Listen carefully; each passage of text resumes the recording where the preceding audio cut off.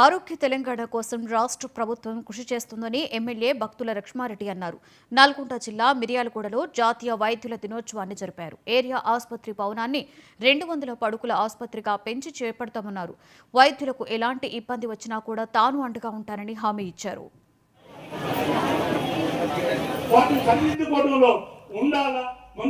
జరిగిన సంఘటనలు కూడా నాకు తెలుసు.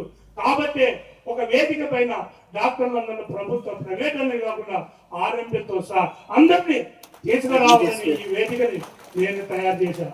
ఇది నా స్వార్థం కాదు, ఏమి కాదు. మీరంతా ఒకటే.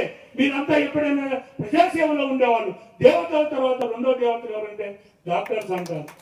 దానికి అనుగుణంగా పనిచేయాలా. మన మిర్యాలగూడ నియోజకవర్గంలో కొంచెం అందరూ భాగస్వాములమయ్యి ప్రతి పేద కుటుంబానికి సేవ చేసే విధంగా ఉండాలనే ఉద్దేశంతోనే నేను ఈ కార్యక్రమం చేపట్టినా. నాకు ఎలాంటి స్వార్థం అవసరం లేదు.